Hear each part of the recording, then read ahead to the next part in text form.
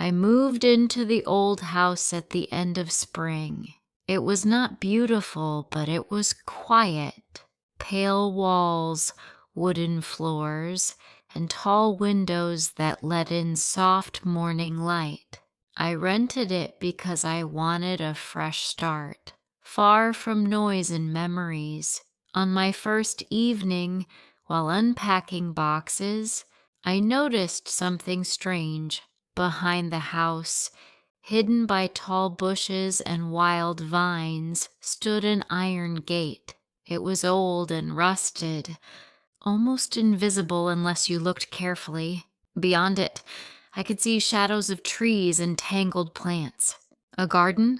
The gate was locked. The next day, I asked my neighbor about it. She paused for a moment, then said quickly, "It's been closed for years," and changed the subject. Another neighbor only shook his head. "Better leave it alone." Their answers made me curious and uneasy. That night, as I cleaned the kitchen, I found a loose wooden board under the sink. Behind it was a small space, dusty and forgotten. Inside lay an old key, wrapped in cloth. I held it in my hand, feeling a strange warmth.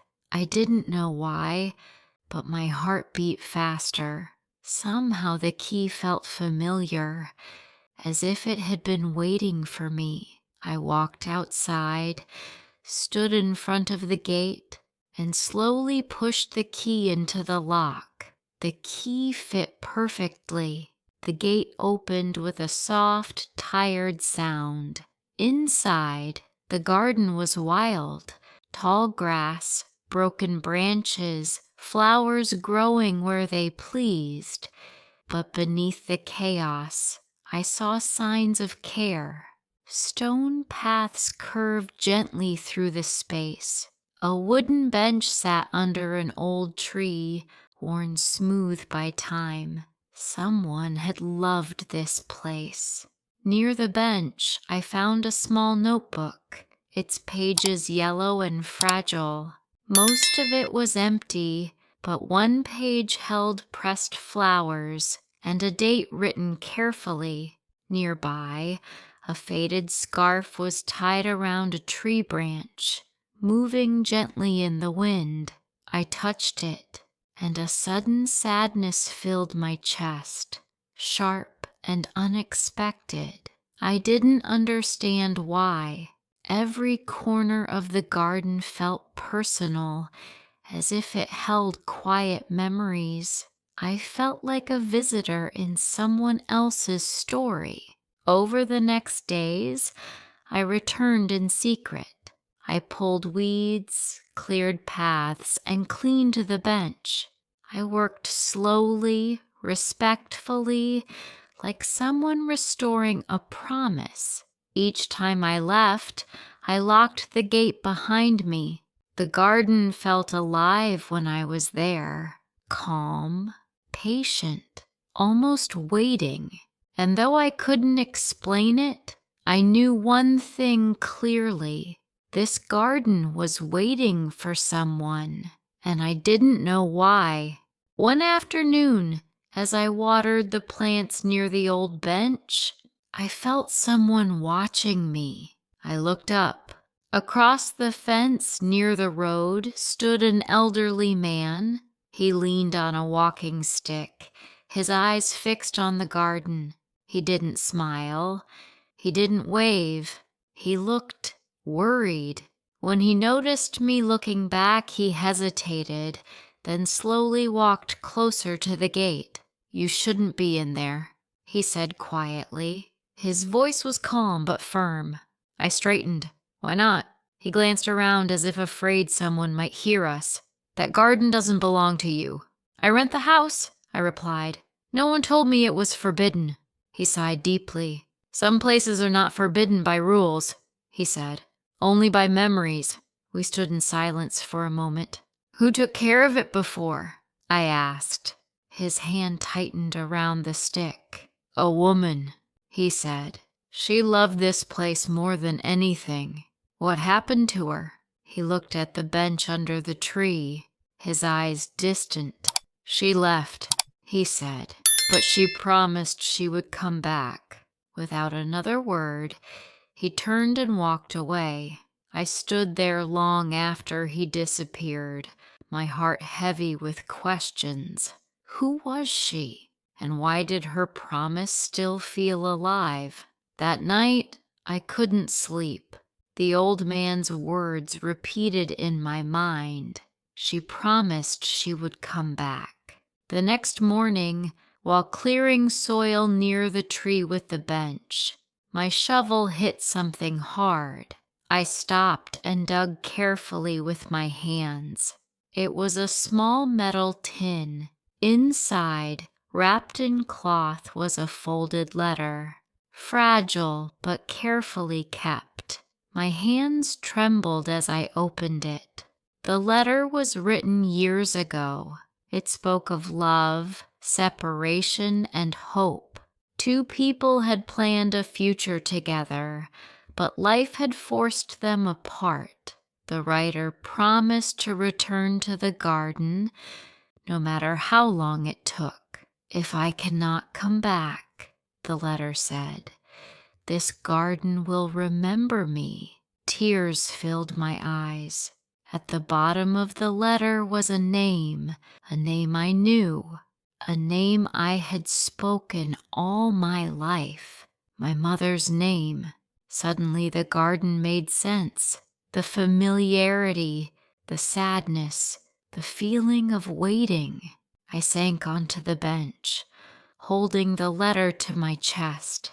This garden wasn't just a secret. It was a promise that had been buried and forgotten until now. I waited for the old man the next afternoon. When he appeared near the gate, I was holding the letter in my hand. He stopped the moment he saw it. "You found it," he said softly. "I need the truth," I replied. "All of it." He nodded slowly and leaned against the fence, as if the weight of years suddenly returned to his body. "She loved this garden," he said.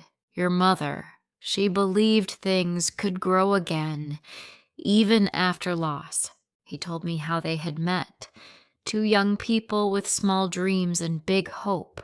The garden had been their quiet place, where they planned a future. But then my mother became ill. Treatment was expensive. She had to leave the town suddenly, choosing survival over promises. "She wanted to come back," he said, his voice breaking, "but life kept pulling her away." He never stopped caring for the garden. Every flower, every stone path was his way of keeping her memory alive. "She didn't abandon me," he whispered. "She sacrificed herself." I handed him the letter. "She never broke her promise," I said. "She just couldn't return in time." He closed his eyes, tears falling freely. For the first time, the garden felt whole. Together, we restored the garden fully. We opened the gate during the day and let sunlight reach every corner. Neighbors began to stop and watch. Some smiled, some remembered. The old man worked slowly, but his hands were steady. Each flower planted felt like a quiet goodbye and a gentle hello. One morning, he placed a small sign near the entrance. "A garden of memory, open to all." The space was no longer locked. Children walked along the stone paths. Birds returned. Laughter replaced silence. For the old man, the garden became a place of peace, not waiting. For me, it became a bridge to a past I never knew, and a mother I finally understood.